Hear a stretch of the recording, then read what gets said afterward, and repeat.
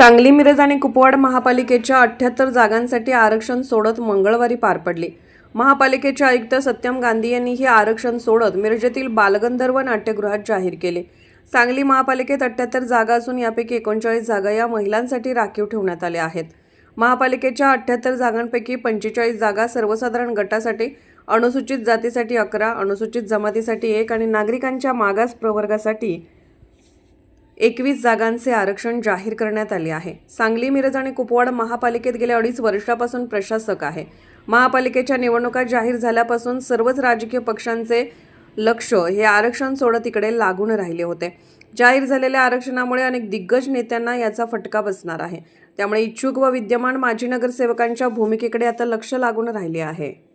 सर्वांना नमस्कार।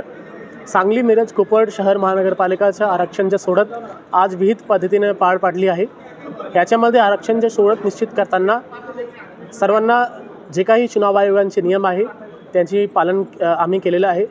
सर्व लोकांसाठी ही आरक्षण पद्धत ओपन होता, त्याची व्हिडिओ रेकॉर्डिंग झाली आहे, त्याच्या आम्ही स्क्रीनवर पण सगळ्या गोष्टी दाखवल्या आहे। समरीगर सांगू तर टोटल महानगरपालिकामध्ये 78 जागा आहे, 78 जागा।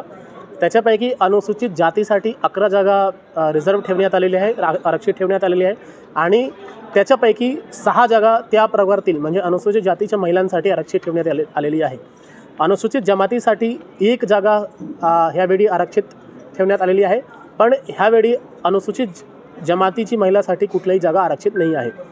तिसरं नागरिकांच्या मागासवर्गीय प्रवर्गासाठी एकूण 21 जागा आरक्षित ठेवण्यात आलेली आहे आणि त्याच्यापैकी 11 जागा नाममात्राच्या महिलांसाठी आरक्षित ठेवण्यात आलेली आहे।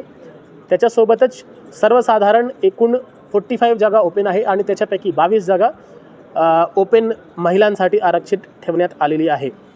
आजच्या आरक्षणच्या प्रक्रिया फार विहित पद्धतीने पडलं।